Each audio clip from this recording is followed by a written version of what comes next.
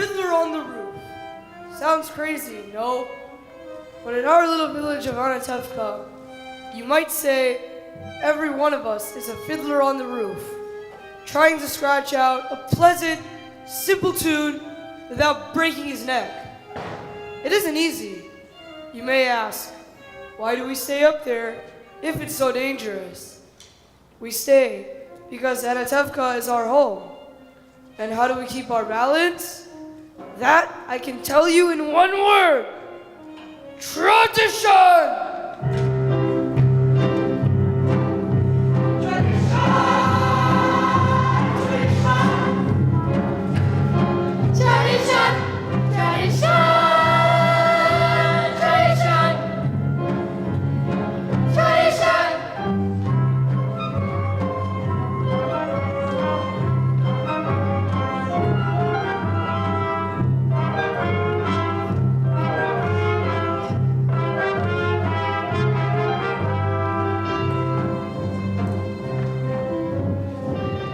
Because of our traditions, we've kept our balance for many, many years. Here in Anatevka, we have traditions for everything. How to eat, how to sleep, how to wear clothes. For instance, we always keep our heads covered and wear a little prayer shawl. This shows our constant devotion to God. You may ask, how did this tradition start? I'll tell you. I don't know, but it's a tradition, and because of our traditions, everyone knows who he is and what God expects him to do.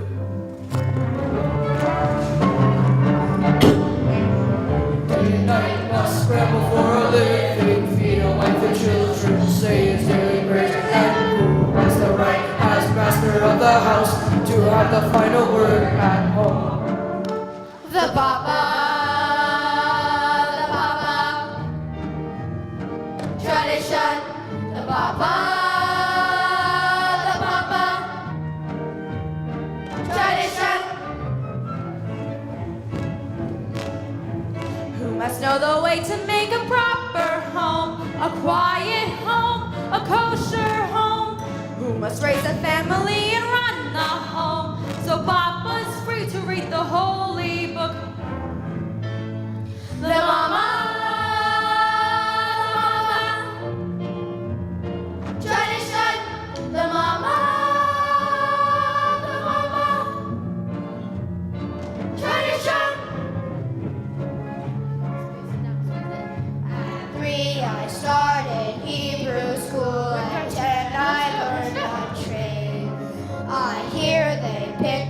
Bride for me, I hope she's pretty.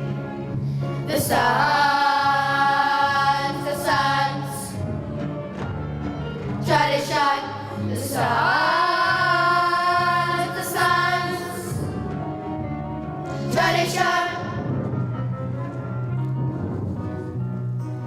And who does Mama teach to mend and tend and fix?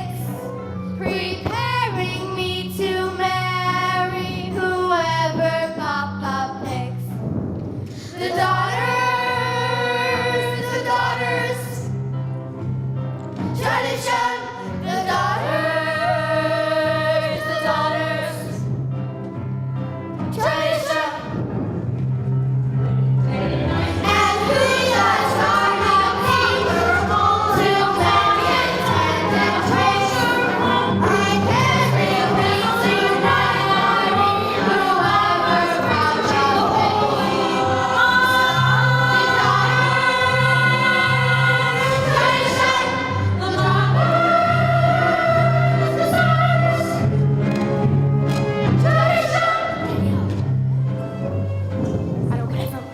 And in the circle of our little village, we have always had our special types. For instance, Yenta, the matchmaker. Avram, I have a perfect match for his son, a wonderful girl. Really? Who is it? Rachel, the shoemaker's daughter. Rachel, she can hardly see. Someone's blind. Tell the truth, Avram. Is your son so much to look at? The way she sees and the way he looks, it's a perfect match. Oh! the beggar. Alms to the poor, alms to the poor. Here, Nahum, one kopeck. One kopeck, last week we gave you 2 kopecks. I had a bad week. So if you had a bad week, what should I suffer?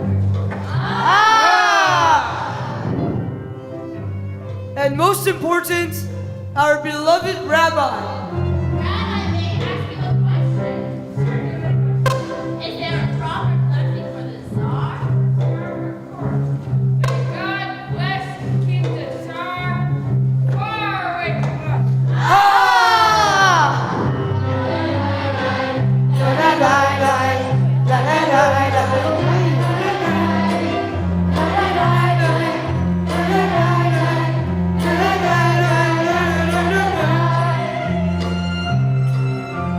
And there are others in our village. They form a much bigger circle. His Honor the Constable, His Honor the Priest, and His Honor many others. So far, we don't bother them and they don't bother us. And among ourselves, we get along perfectly well. Of course, there was the time when he sold him a horse and he delivered a mule. But that's all settled and we live in simple peace and harmony. It was a horse. It was a mule. A horse.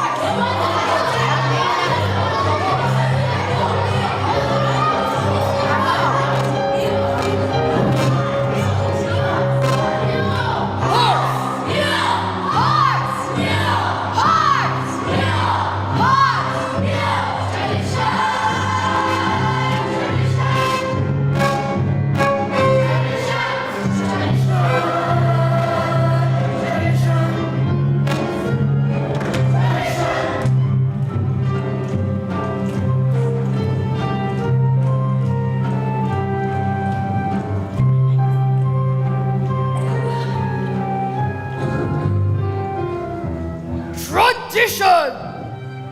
Without our traditions, our lives would be as shaky as a fiddler on the roof.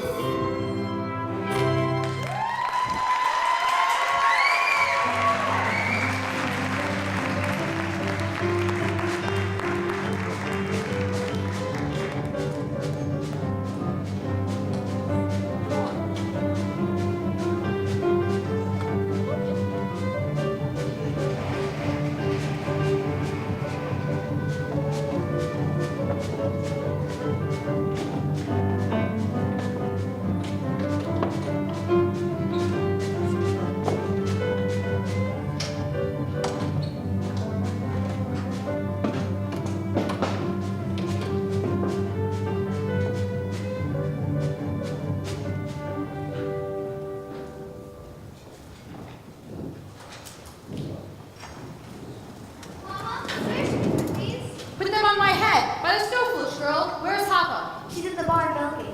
When will Papa be home? It's almost Sabbath. He worries a lot when he'll be home. All day long, riding on top of his wagon like a prince. Mama, you know Papa works hard. His horse works harder, and you don't have to defend your papa to me. I know him longer than you. He could drive a person crazy. He should only listen to you well. Sprinza, bring me some more potatoes. Hava, have you finished milking? Yes, Mama. You were reading again? Why does it not have to read? Will he get her a better husband? Here. Mom, Aunt's coming. She's down the road. Then she finally found a good match for you, Sayo. From your mouth to God's ears. Why does she have to come now? It's almost Sabbath. Go finish the barn. I want to talk to Yetta alone. Can I go out and play? You have feet? Go. Can I go too? Go too. But Mama, the men she fights. The last one was bald. And he had no hair. A poor girl without a dowry cannot be so particular. You want hair? Marry a monkey. After all, Mama, I'm not 20 years old and... Shut up. Do you have to boast about your age? Do you want to have me lie? Inside. Golden early, I had to sue you because I have such news for you. And not just every day in the week news. Once in a lifetime news. And where are your daughters? Outside? No? Good. Such diamonds, such jewels. You'll see all that. I'll find every one of them a husband. But you shouldn't be so picky. Even the worst husband, God forbid, is better than no husband, God forbid. And you should know better than me. ever since my husband died, I've been a poor widow, alone, nobody to talk to, nothing to say to anyone. It's no life. All I do at night is think of him, and even thinking of him gives me no pleasure because, you know as well as I, he was not much of a man, never made a living. Everything that he touched turned to mud, but better than nothing. Good evening. Is Fido in the house? But she's busy. You can come back later. There's something I'd like to tell her. Later. Oh, Marcel, I thought I heard you. Finish what you were doing. I said later. All right. What does that poor little tailor Marcel want with Fido? They've been friends since they were babies together. They talk, they play. They play? What do they play? Who knows? They're just children. From such children come other children. Montel, he said nothing. Yenta, you said. Ah, children, children. They are your blessing in your old age. But my Aaron couldn't give me children. Believe me, he was good as gold, never raised his voice to me. But otherwise, he was not much of a man. So what good is it if he never raised his voice to me? But what's the use complaining? Other women enjoy complaining. Not Yenta. Not every woman in the world is a Yenta. Well, I must prepare my poor Sabbath table. So goodbye, Galda, and it was a pleasure talking our hearts out to each other. Yenta, you said you had news for me. Ah, I'm losing my head. One day we'll all fall off together and a horse will kick it into the mud. And goodbye, Yenta. Of course, the news is about Laser Wolf, the butcher, a good man, a wealthy man, and I don't have to tell you that he's well off. But he's lonely, the poor man. You understand? Of course you do. To make it short, out of the whole town, he's cast his eye on Seidel. My Seidel? No, sorry, Seidel. Of course you're Seidel. Such a match for my Seidel. But Tevye wants a learned man. He doesn't like laser. Listen to me, Galda. Send Tevye to him. Don't tell him what it's about. Let Laser discuss it himself. He'll win him over. He's a good man, a wealthy man. True? True. So, you'll tell me how it went? And you don't have to thank me, Galda, because aside from my fee, which anyway Laser will pay, gives me satisfaction to make people happy. What better satisfaction is there? So goodbye, Galda. What did you want, Mama? When I want you to know, I'll tell you. Finish washing the floor. I wonder if Yenta found a husband for you, Seidel. I'm anxious to find me, for yet to find me. Not unless it's Mother Taylor. I didn't ask. Seidel, you're the oldest. They have to make a match for you before they can make one for me. And then after her, one for me. So if Yenta brings... Oh, Yenta, Yenta. Well, somebody has to arrange the matches. Young people can't decide these things for themselves. Might bring someone wonderful. Someone interesting. And well off. And important. Matchmaker, matchmaker, make me a match. Find me a find, catch me, catch. Matchmaker, matchmaker, look through your book and make me a perfect match. Matchmaker, matchmaker, I'll ring the bell. You ring the groom, slender and pale. Bring me a ring, for I'm longing to be the envy of all I see. For Papa, make him a scholar. For Mama, make him rich as a king. For me, well, I wouldn't holler if he were as handsome as anything. Matchmaker, matchmaker, make me a match. Find me a find, catch me a catch. Late in the dark, I'm alone, so find me a match of my own. Since when are you interested in a match, Hava? I thought you had your eye on your books. And you have your eye on the rabbi's son. Why not? We only have one rabbi and he only has one son. Why shouldn't I want the best? Because you're a girl from a poor family. So whatever Yenta brings, you'll take, right? Of course, right. Huddle, oh huddle, have I got a match for you? He's handsome, he's tall, all right, he's 62, but he's a nice man, a good catch. True, true. I promise you'll be happy, and even if you're not, there's more to life than that. Don't ask me what. Hava, I found him. Will you be a lucky bride? He's handsome, he's tall, that is from side to side, but he's a nice man, a good catch, right? Right. You heard he has a temper, he'll beat you every night. But only when he's sober, so you're alright. Did you think you'd get a prince? Well, I do the best I can. With no dowry, no money, no family background. Be glad you've got a man.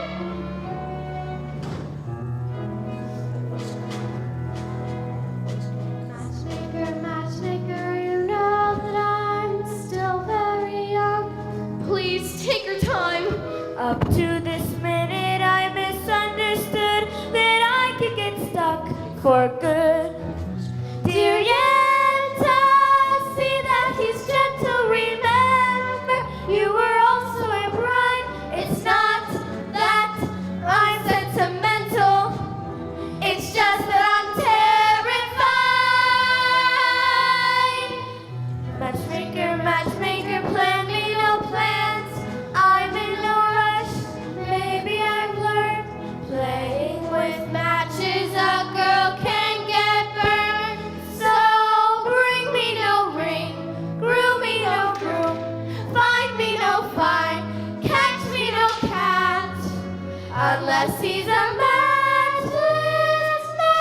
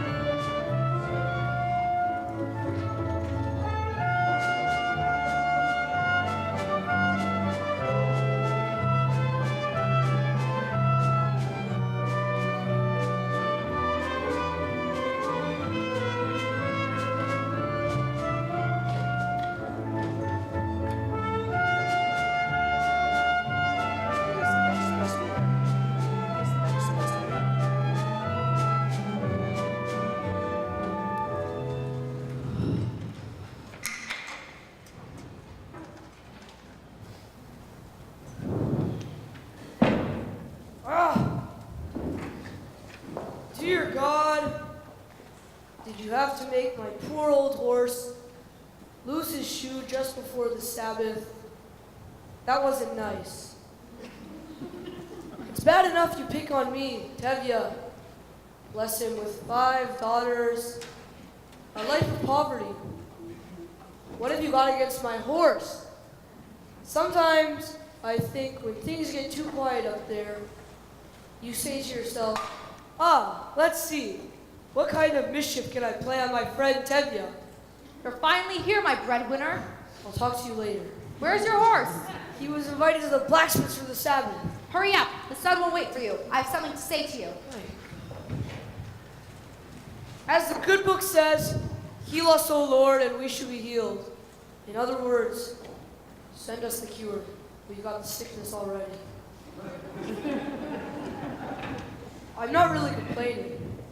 After all, with your help, I'm starving to death. You made many, many poor people. I realize, of course, it's no shame to be poor, but it's no great honor either. So, what would have been so terrible if I had a small fortune? If I were a rich man, all day long I'd bitty bum. If I were a wealthy man, I wouldn't have to work hard. If I were a bitty rich, idle man, I'd build a big tall house with rooms by the dozen right in the middle of the town. A fine tin roof with real wooden floors below. There would be one long staircase just going up, and one even longer coming down, and one more leading nowhere just for show. I fill my yard with chicks and turkeys and geese and ducks for the town to see here, squawking just as noisily as they can, and each loud will land like a trumpet on the ear, as if to say, here lives a wealthy man. If I were a rich man,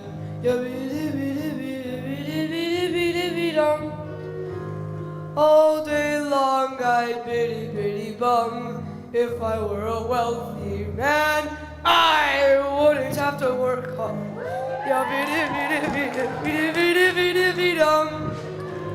If I were a bitty bitty rich, idle deedle diddle diddle man.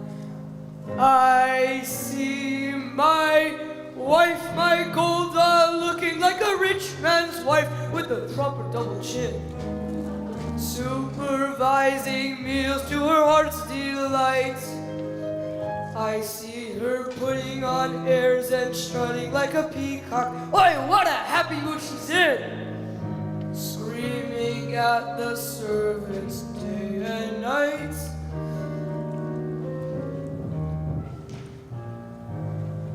The most important men in town will come to fawn on me. They will ask me to advise them, like Solomon the Wise. If you please, reptile.